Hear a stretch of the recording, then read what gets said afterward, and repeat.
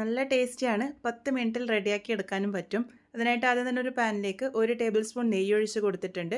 നെയ്യ് ഒന്ന് ചൂടായി വരുമ്പോൾ ഇതിലേക്ക് കുറച്ച് അണ്ടിപ്പരിപ്പാണ് ചേർത്ത് കൊടുത്തിരിക്കുന്നത്. അണ്ടിപ്പരിപ്പ് ഒന്ന് ചെറുതായിട്ട് മൂത്ത് വരുമ്പോൾ ഇതിലേക്ക് കുറച്ച് കിസ്മിസും കൂടെ ചേർത്ത് കൊടുക്കാം. എല്ലാം കൂടെ നന്നായിട്ട് തന്നെ ഒന്ന് വഴറ്റിയെടുത്തിട്ടുണ്ട്. ഇനി ഇതൊരു പാത്രത്തിലേക്ക് മാറ്റിയെടുക്കാം. അണ്ടിപ്പരിപ്പിനും ഉണക്കമുന്തിരിക്കും പ്രത്യേകിച്ച് അളവൊന്നുമില്ല. നിങ്ങൾക്ക് ഇഷ്ടാനുസരണം ചേർത്ത് കൊടുക്കാവുന്നതാണ്. ഇനി ഒരു സെയിം നെയ്യിലേക്ക് തന്നെ 1 കപ്പ് സേമിയാണ് ചേർത്ത് കൊടുക്കുന്നത്. നേർത്ത സേമിയാണ് ഞാനിവിടെ ഉപയോഗിച്ചിരിക്കുന്നത്, റോസ്റ്റ് ചെയ്യാത്തത്. അതുകൊണ്ട് തന്നെ ഇത് നന്നായിട്ടൊന്ന് റോസ്റ്റ് ചെയ്തെടുക്കുന്നുണ്ട്. ലോ ഫ്ലെയിമിൽ വെച്ച് റോസ്റ്റ് ചെയ്യാൻ വേണ്ടി ശ്രദ്ധിക്കുക. ലൈറ്റ് ഗോൾഡൻ ബ്രൗൺ കളർ ആകുന്നത് വരെ നമുക്കിത് വറുത്തെടുക്കാം. ഇനി ഒരു സെയിം പാനിലേക്ക് തന്നെ 1 ലിറ്റർ പാൽ ഒഴിച്ചു കൊടുക്കാം. അതിലൊരു അരക്കപ്പ് പാൽ മാറ്റി വെച്ചിട്ടാണ് ഒഴിച്ചു കൊടുത്തിരിക്കുന്നത്. അപ്പോൾ ഇതാ ഇത്രയും പാല് ഞാനിവിടെ മാറ്റി വെച്ചിട്ടുണ്ട്. ബാക്കിയുള്ള പാല് നമുക്ക് ചൂടാക്കാൻ വേണ്ടി വെക്കാം. പാല് നല്ലപോലെ തിളച്ച് വരണം. ഇടയ്ക്കിടയ്ക്ക് ഇതുപോലെ ഇളക്കി യോജിപ്പിച്ച് കൊടുക്കുക. പാട കെട്ടാതിരിക്കാൻ സഹായിക്കും. അപ്പോൾ അതായത് ഇതിപ്പോൾ നന്നായിട്ട് തിളച്ച് വന്നിട്ടുണ്ട്. തിളച്ച് വന്നതിന് ശേഷം നമ്മൾ വറുത്ത് വെച്ചിരിക്കുന്ന സേമിയ ഇട്ട് കൊടുക്കാം. സേമിയ നന്നായിട്ട് തന്നെ വറുത്തെടുത്തത് കൊണ്ട് തന്നെ വളരെ പെട്ടെന്ന് കുക്കായിട്ട് വരും. 5 മിനിറ്റൊക്കെ എടുക്കുള്ളൂ അത് വെന്ത് വരാൻ വേണ്ടിയിട്ട്.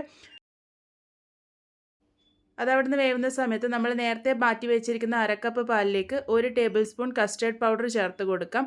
അതിനുശേഷം ഇത് നന്നായിട്ട് തന്നെ മിക്സ് ചെയ്തെടുക്കാം. ഒട്ടും കട്ടകളില്ലാതെ നന്നായിട്ട് തന്നെ ഒന്ന് യോജിപ്പിച്ചെടുക്കാൻ വേണ്ടിയിട്ട് ശ്രദ്ധിക്കുക. കസ്റ്റേർഡ് ഫ്ലേവറിലാണ് ഈ ഒരു പായസം ഇന്ന് തയ്യാറാക്കി എടുക്കാൻ വേണ്ടി പോകുന്നത്. അപ്പോൾ അതാ ഇപ്പോൾ 5 മിനിറ്റ് ആയിട്ടുണ്ട്. സേമിയൊക്കെ നന്നായിട്ട് തന്നെ വെന്ത് പാലിൻ്റെ മുകളിലേക്ക് വന്നതായിട്ട് കാണുമ്പോൾ തന്നെ മനസ്സിലാകുന്നുണ്ടാകും. ഇതിലേക്ക് മധുരത്തിന് പാകത്തിന് അരക്കപ്പ് പഞ്ചസാര ചേർത്തിട്ടുണ്ട്. ഒരു മിതമായിട്ടുള്ള മധുരം മാത്രമേ ഇതിൽ കാണുള്ളൂ. നല്ല മധുരം വേണമെന്നുണ്ടെങ്കിൽ കൂടുതൽ ചേർക്കാവുന്നതാണ്.